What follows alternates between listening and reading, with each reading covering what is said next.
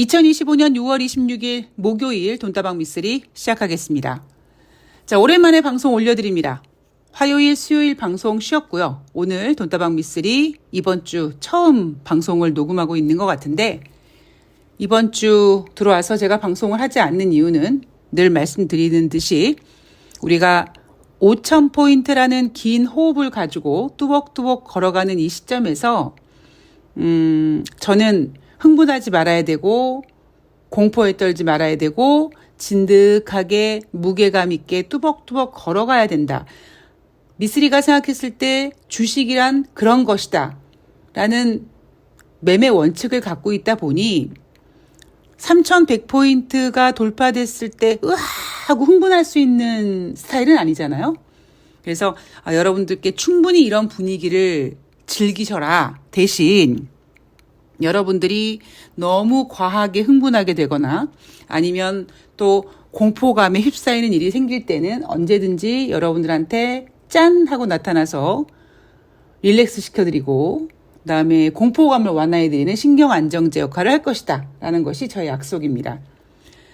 3,100포인트, 어제 종가가 3,108포인트였죠. 어제 새날 방송에서도 말씀을 드렸듯이 3,100이 됐으니 다음 주에 3,200 가고 다다음 주에 3,300 가고, 그러니까 그렇게 갈 거라는 생각보다는 3,100까지 왔으니 이제 3,000을 깰 수도 있고, 그렇게 인생이나 주식이나 한쪽 방향으로만 가는 게 없으니까 들락날락 들쑥날쑥 출렁출렁 거리면서 결국 한 걸음 한 걸음씩 앞으로 나아가면 되는 것이다 라는 이야기를 여러분들께 강조해드리고 싶습니다. 지금 현재 코스피 오전 10시 12분 현재 3,077포인트입니다. 3,100포인트 이탈됐죠. 3,000포인트 깨질 수도 있고요. 그리고 다시 한번 말씀드리지만 우리가 코스피 5,000포인트를 맞이하는 그 기간 동안 한 번도 3,000을 깨지 않겠는가? 아니면 2,500은 안 갈 수 있겠는가? 전 충분히 갈 수 있다고 생각합니다. 작년 8월 5일인가요? 한번 코스피가 200포인트 쫙 빠지는 거 여러분들 보셨잖아요. 그때 어떤 특별한 엄청난 악재가 있었습니까? 아니거든요. 그냥 어느 날 갑자기 경기 침체래. 그래가지고 훅 빠진 거였거든요. 지수가 또 많이 높아지면 높아질수록 제가 옛날 방송에서 그런 표현을 해드렸죠. 좀 표현이 과격할 수는 있으나 아파트 1층 베란다에서 떨어지면 잘 떨어지면은 멀쩡하고 조금 잘못 떨어지면 어디 상처 입고 삐고 이 정도지만 고층으로 올라갈수록 그 떨어질 때 중력의 법칙이 작용해서 충격이 크다. 지금 3,100포인트까지 올라왔기 때문에 만약에 여기서 어떤 조정을 받게 되면 실질적으로 조정이라는 빌미로 시장은 수조 청소하듯이 어항 청소하듯이 물갈이를 한번 하는 계기가 될 수 있으나 가장 큰 문제는 뭐냐면 만약에 그런 조정 구간에 돌입했을 때 개인 투자자들이 완전 멘붕이 됩니다. 여러분 보세요. 지금 3,000포인트 와 있잖아요. 주변에서 주식해야 돼. 지금 5,000포인트 간대는데 이렇게 갈 거야. 지금이라도 주식 사야 돼. 아니야 비싸지 않을까. 아니야 5,000포인트 간대는데 지금 사야 돼. 이런 분위기거든요. 제가 앞에 방송에서 말씀을 드렸지만 아니 왜 그런 생각을 2,400포인트, 2,500포인트에 못하냐고요. 지금 이렇게 600포인트, 500포인트 정도 올라와 있는 상태에서 주식이 보이기 시작하는데 문제는 저점에서 많이 올라와 있는 구간이란 말이에요. 주식의 어록? 명언? 그런 것 중에 갭은 반드시 메꾼다라는 말이 있습니다. 차트 공부하시는 분들은 갭 상승하거나 갭 하락할 시 그 갭은 반드시 메꾼다라는 말이 있는데 그건 단순히 갭이라는 개념을 떠나서 제가 2,000포인트 단단하다. 윤석열 따위가 깰 수 없다. 2,300포인트까지 지금 어느 정도 단단하게 와 있다. 라고 얘기하고 있잖아요. 2,400과 2,500 구간은 아직까지 그렇게 단단하지 않습니다. 그러면 그 위에 2600, 700, 800, 900, 3000은 단단할까요? 그렇지 않거든요. 거기에다가 아무리 5000포인트 간다 그래도 여기서 조금 더 올라가면 지난번 찍었던 코스피 3000포인트 때 물려 있었던 매물이 그래 올라와봐. 나 지긋지긋해. 나 올라오면 팔 거야. 이런 또 매물대가 대기하고 있기 때문에 항상 긴 호흡으로 가셨으면 좋겠습니다. 제가 오늘 6월 23일 월요일, 6월 24일 화요일, 6월 25일 수요일 뉴욕 증시 마감 현황을 간단하게 전해드리고 뒷부분 혹시 시간이 남으면 제가 여러분들이 앞으로 조심해야 될 부분을 좀 강조하고 방송을 마무리할게요. 자, 6월 23일 월요일 뉴욕 증시 3대 지수가 상승 마감했었죠. 다우지수가 0.89, S&P 500 0.96, 나스닥이 0.94% 상승했습니다. 이란이 절제된 보복 대응을 했다. 그래서 호르무즈 해협 봉쇄하면 어떻게 하나라고 걱정했는데 그러진 않을 것 같아.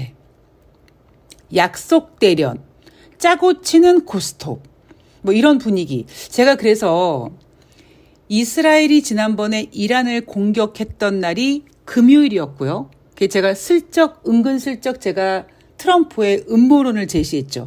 트럼프 요놈 자식이 최근 들어보면 자기가 어떤 이슈를 딱 터뜨릴 때 주중에 주 초반에 터뜨리면 주식시장에 큰 충격을 주니까 주말에 터뜨린단 말이에요.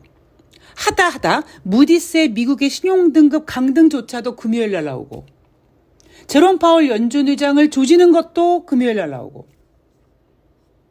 그래서 이번에 이란이 미국과 잘 이야기하는 뭐 약속 대련 같은 이 모든 것들이 혹시 트럼프의 이미 계획된 일이 아닌가라는 생각을 좀 조심스럽게 해봅니다. 자, 어쨌든 호르무즈 해협 봉쇄 우려 없어졌죠. 제가 앞에서 국제 유가에 대한 이야기하면서 또 뭐 140달러 지랄 이음병들을 하는데 그렇게까지 가지 않을 것이다. 물론 호르무즈 해협 봉쇄 우려 완화된 이유는 이란의 절제된 보복 그리고 뭔가 협상 이런 것들에 대한 희소식이 반영이 된 거지만 호르무즈 해협이 만약에 봉쇄가 됐다고 해도 그렇다면 산유국들은 당장 증산해서 어떻게 해서든지 국제 가격을 완화시킬 거고 사실 그거보다 더 국제 유가의 가격의 상승 발목을 잡을 수 있는 이유는 그렇게 호르무즈 해협이 봉쇄되면서 만들어지게 될 글로벌 경기 침체 우려. 이거 한 방이면 국제 유가는 올라갈 수가 없습니다. 물론 단기적으로야 올라간다 하지만 중장기적으로는 올라갈 수가 없는 구조다. 자, 이날 발표된 경제 지표는요. 6월달 S&P 글로벌 서비스 PMI 지수인데 5월달에 53.7에서 6월달에 53.1로 하락했습니다. 소폭 하락했고 제조 PMI 지표는 5월과 동일한 수준인 52. 모두 서비스 PMI 지표와 제조 PMI 지표가 기준선 50 이상에 와 있습니다. 5월달 미국의 기존주택 판매 전월 대비 0.8% 증가됐고요. 금리 결정 부분에 있어서는 미셸 보먼 연준 부의장이 인플레이션 압력이 억제된 상태를 유지한다면 이르면 7월달 통화정책회의에서 기준금리 인하를 지지할 것이다라고 얘기합니다. 자꾸 인플레이션 압력, 트럼프의 관세 전쟁 이란 단어를 쓰지만 이 미셸 보먼 연준 부의장이나 아니면 최근 연준 위원들의 발언을 보면 금리 인하를 생각하고 있거든요. 이유는 뭐다? 지금 뉴욕 증시에서 두드러지지 않게 얘기하고 있지만 가장 큰 걱정인 바로 경기 지표 둔화입니다. 크리스토퍼 월러 연준 이사가 지난 20일 7월달 FOMC 회의 때 금리 인하를 고려하기 시작해야 된다라고 얘기하지 않았습니까? 이 사람들이 이렇게 금리 인하 이야기를 조심스럽게 꺼내는 이유 다른 거 없습니다. 경기 지표가 지금 상당히 안 좋아요. 자, 트럼프는 매우 이란에 대한 약한 대응이었다. 그리고 미리 알려준 이란에 대한 감사를 전한다. 뭐 이런 얘기를 했었었고요. 그렇게 6월 24일 화요일 뉴욕 증시도 3대 지수가 모두 1%대 상승으로 그 상승세를 유지해 갔습니다. 이스라엘과 이란이 휴전을 맺었고요. 뉴욕 증시는 역대 최고 지수에 근접하고 있다. 다우지수가 1.19 상승, S&P 500이 1.11 상승, 나스닥이 1.43% 상승입니다. 자, 이날 발표된 경제 지표는요. 4월달 S&P 케이스실러 주택가격 지수인데 전년 동기 대비 2.7% 증가했고요.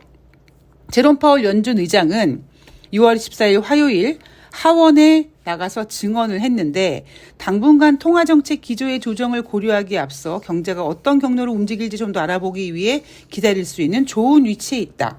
제롬 파월 연준 의장은 나 좀 관망해야 될 것 같아. 이렇게 생각하고 있고요.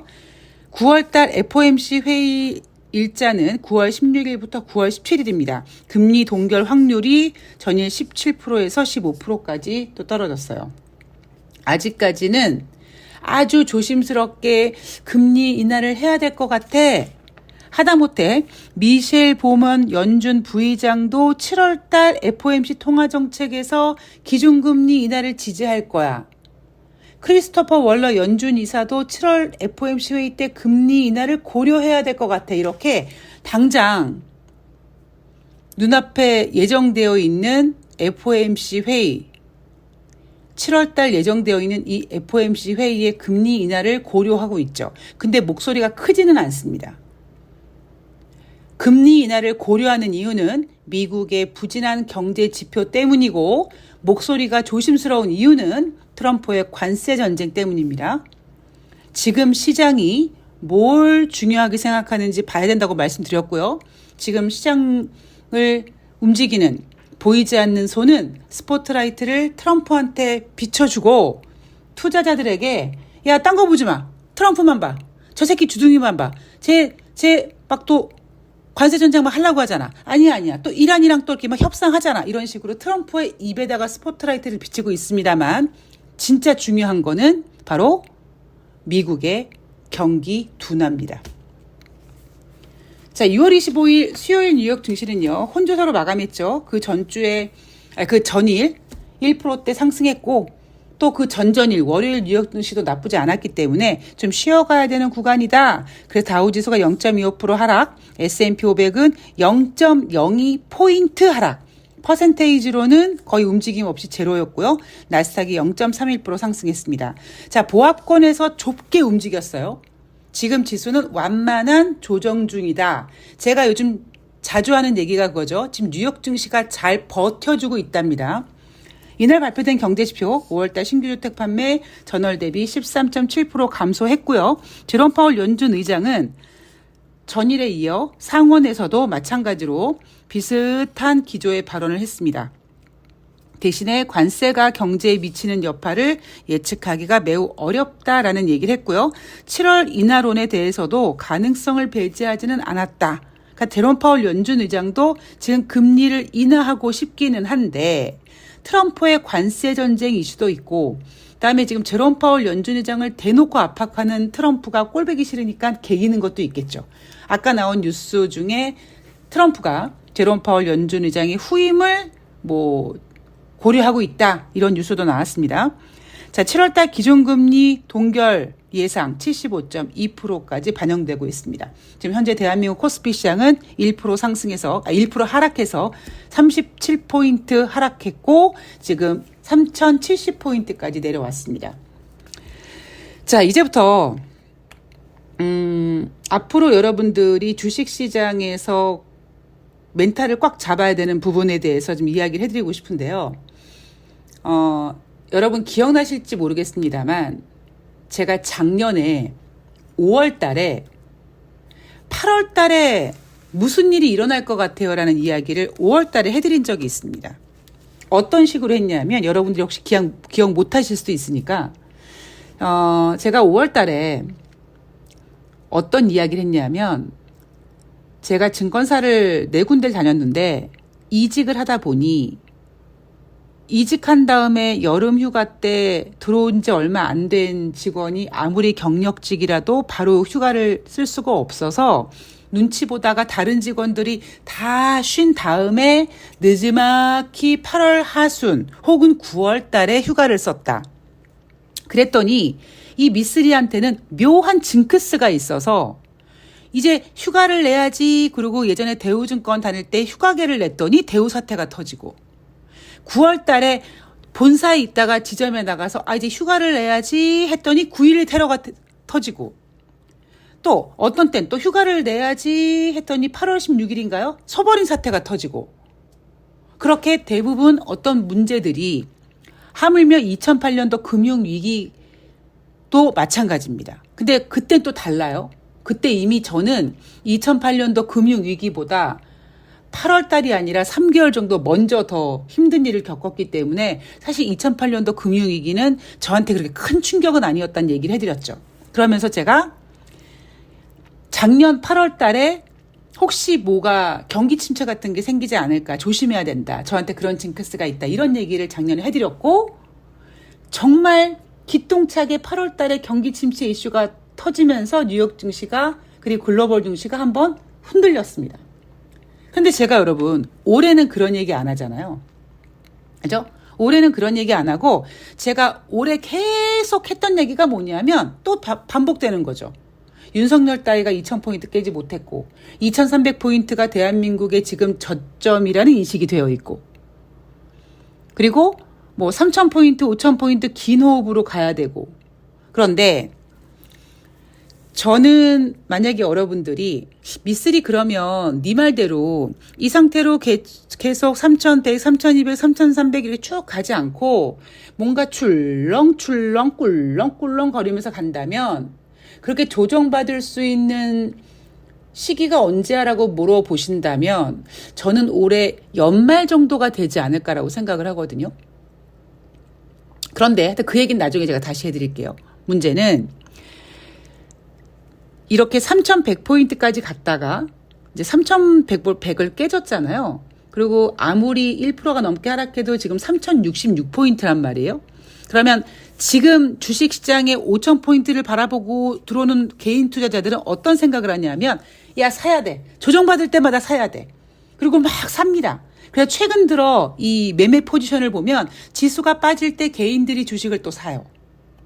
그런데 이 상태에서 어느 정도 이렇게 3000 근처까지 갔다가 혹은 3000 살짝 깼다가 하면 개인들은 그래 이때가 기회야 사야 돼 라고 들어가죠.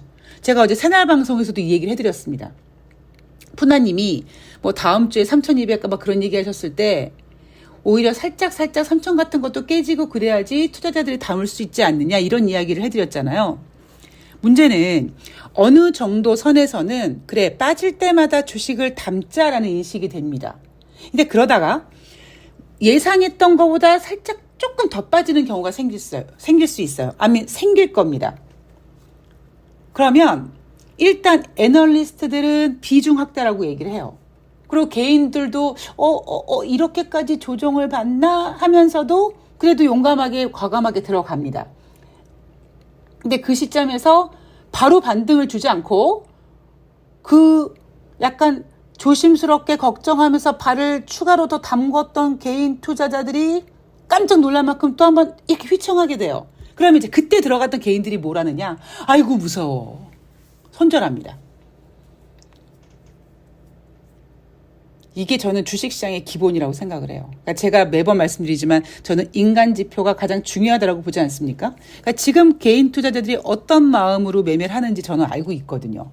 그래서 제가 최근 들어 가장 강조하는 게 바로 긴 호흡으로 가야 되고요.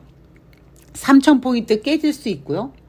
어쩌면 저는 냉정하게 말씀드리면 3000포인트가 깨져야 된다고 생각하는 사람입니다. 다시 한 2500까지 가서 한번 물갈이 한번 하고 또다시 2300이 바닥이고 2400, 2500을 단단하게 만들어야지만 예를 들면 3500, 3600 이게 갈 수 있는 거지 이 상태로는 가지 못합니다. 그렇게 되면 차트 공부하면서 갭은 반드시 메꿔진다라는 그 공식에 어긋난다라는 겁니다. 그러니까 지금 이렇게 빠진다고 흥분할 필요도 없고 3100포인트 갔다고 막 설레발치면서 당장이라도 4000포인트, 5000포인트 갈 것처럼 흥분할 필요도 없고 진득하게 가시면 된다 라는 이야기를 해드리고자 합니다. 자, 오늘 돈다방 미쓰리는 여기까지고요. 저는 또 시장 보면서 여러분들이 전해드릴 내용이 있으면은 전해드리도록 하겠습니다. 자, 더운 날씨 건강 조심하시고요. 전 다음 방송에서 뵐게요. 고맙습니다.